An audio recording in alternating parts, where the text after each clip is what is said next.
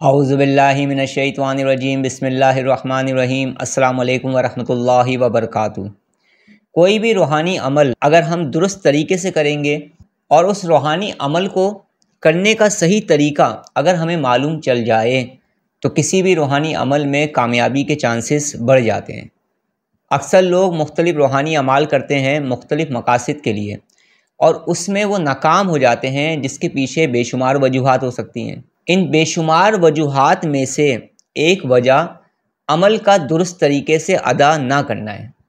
तो आज जो मैं आपको जायज़ मकसद के लिए एक ख़ास अमल बता रहा हूँ, इस अमल को अगर आप दुरुस्त तरीके से समझना चाहते हैं और इसको सही तरीके से अदा करना चाहते हैं ताकि आपको आपके मकसद में कामयाबी मिले, तो इस प्रोसेस को समझने के लिए मेरे सेशन को मुकम्मल तौर पर तवज्जो के साथ सुनिएगा ताकि किसी भी अमल पर दुरुस्त तरीके से अमल करना आपके लिए आसान हो जाए। हम कोई भी रूहानी अमल जब किसी भी जायज़ मकसद के लिए करते हैं तो उसमें हमें कामयाबी मिलती है, लेकिन कोई भी रूहानी अमल कोई भी इंसान अगर नाजायज़ मकसद के लिए करेगा या अपनी नफसानी तस्कीन के लिए करेगा तो उसे नुकसान होता है, उसे रिज्जत होती है। इसलिए आज जो मैं अमल बता रहा हूँ इसे सिर्फ़ और सिर्फ जायज़ मकसद के लिए इस्तेमाल करिएगा।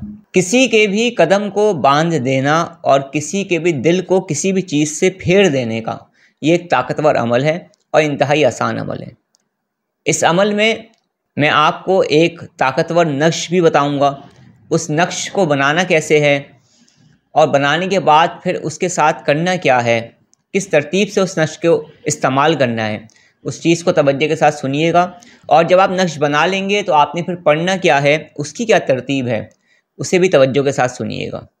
किसी के कदम को बांधने से क्या मुराद है? अक्लमंद के लिए इशारा काफ़ी होता है। मैं आपको एक मिसाल देकर समझाने की कोशिश करूँगा और उसके बाद आप अपनी सिचुएशन के हिसाब से और अपनी प्रॉब्लम के हिसाब से इस अमल को कर पाएंगे, मगर सिर्फ जायज़ मकसद के लिए।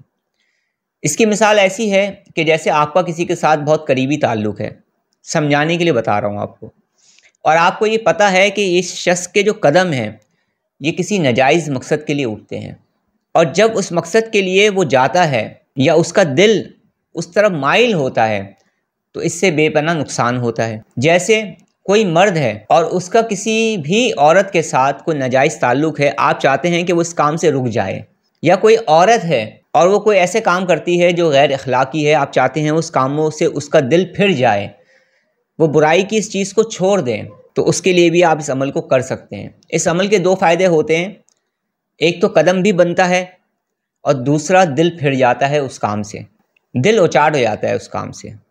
इसकी दूसरी मिसाल ऐसे मैं आपको दूंगा कि जैसे दो लोग हैं या दो पार्टनर्स हैं या दो अफराद हैं और इन दो अफरादों में बहुत अच्छी अंडरस्टैंडिंग है, चाहे ये बिज़नेस करते हैं, चाहे ये दोस्त हैं, चाहे इनका कोई भी जायज़ रिलेशन है काम के हवाले से या किसी भी हवाले से, और इन दो लोगों में बहुत अच्छी अंडरस्टैंडिंग है। अब तीसरा कोई इंसान आया, उसने आने के बाद नफ़रत पैदा कर दी और कुछ इस अंदाज से उसने ये काम किया कि दोनों अफराद एक दूसरे के साथ अच्छी तरह से डिस्कस भी नहीं कर पाए उस प्रॉब्लम को, जिसकी वजह से नाराज़गियाँ बढ़ रही हैं या दूरियाँ बढ़ रही हैं, और एक शख्स छोड़कर जाना चाह रहा है, तो उसके कदम को भी हम बांध सकते हैं कि वो ना जाए, कम से कम उसका दिल इतना फिर जाए कि वो हमारी जायज़ बात को सुन ले। फ़ायदा क्या होगा कि जब हम उस चीज़ को डिस्कस करेंगे, उस मसले को डिस्कस करेंगे, उस बात को सॉल्व करने की कोशिश करेंगे जिसकी वजह से प्रॉब्लम पैदा हो रही है, और जब सामने वाले इंसान को पता चलेगा कि ये तो गलतफहमी पैदा की गई है, तो वो रिलेशन, वो ताल्लुक़ टूटने से बच जाएगा। इस अमल को आप वहाँ पर भी कर सकते हैं कि किसी के अंदर कोई बुरी आदत है, वो आदतें आपको नुकसान पहुँचा रही हैं या उसकी ज़िंदगी को ही नुकसान पहुँचा रही हैं, और आप ये चाहते हैं कि उन बुरी आदत की तरफ उसके बढ़ते हुए कदम रुक जाएं, बन जाएं, तो भी इस अमल को किया जा सकता है। इस अमल को आप हर तरह के जायज़ मकासद के लिए जब करेंगे तो उसमें कामयाबी मिलेगी, और अगर इसे आप दिली तस्कीन के लिए करेंगे, नाजायज़ मकसद के लिए करेंगे, तो क्या होगा, करने वाले को ही नुकसान होगा और उस नुकसान का ज़िम्मेदार वो ख़ुद होगा। इसलिए सिर्फ जायज़ मकसद के लिए आप करिएगा। अब सबसे पहले आप स्क्रीन पर इस नक्श को देखें और इत्मीनान के साथ देखें। इस नक्श को मुकम्मल तौर पर देखें और इसका स्क्रीनशॉट ले लें, क्योंकि ये नक्श आपने बनाना है। अब इस अमल को करने का तरीक़ाकार ये है कि आपने बाद नमाज ज़ोहर इस नक्श को तैयार करना है। इसको तैयार करने का तरीक़ेकार ये है कि ये नक्श तैयार होगा काले रंग की स्याही से, ब्लैक इंक से आपने इस नक्श को लिखना होगा। सफ़ेद पेपर पर ये नक्श तहरीर होगा। आप सबसे पहले इस नक्श को बनाएंगे और जब आप इस नक्श को बना लेंगे तो उसके बाद आपने इस नक्श को लपेटना है।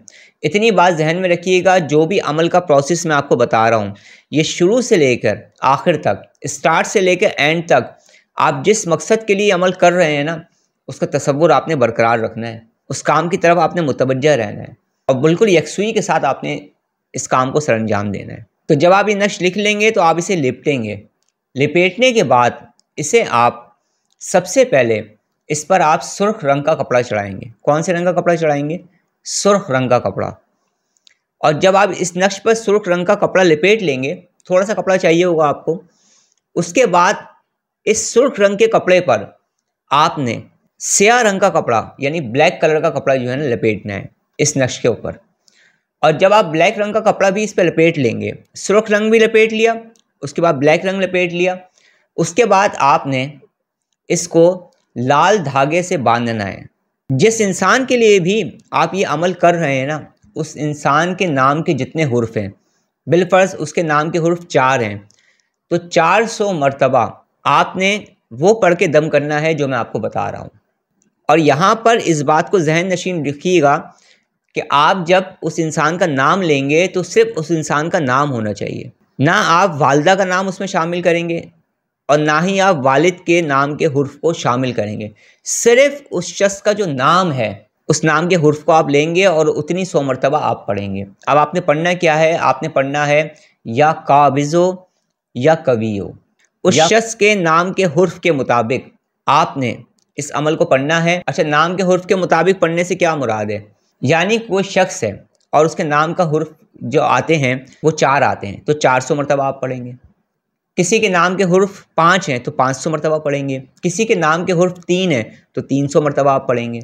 जब आप नाम अमल पढ़ लें, उस नक्श पर दम करेंगे और उस इंसान पर जिसके तसव्वुर करके आप पढ़ रहे हैं या जिसके नाम के हुर्फ के मुताबिक आप पढ़ लें उसे आप दम करेंगे जो आपका मकसद है।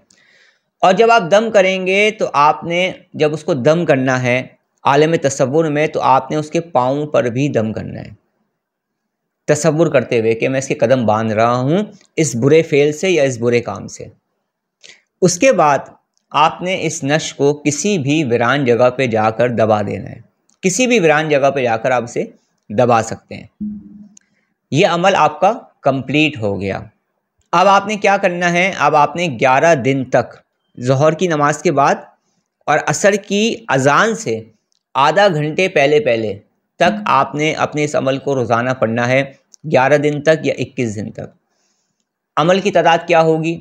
जिस इंसान के लिए पढ़ रहे हैं उसके नाम के जो हुर्फ हैं उतनी 100 मरतबा आप इसे पढ़ेंगे, इस अमल को तसव्वुर करके उसका।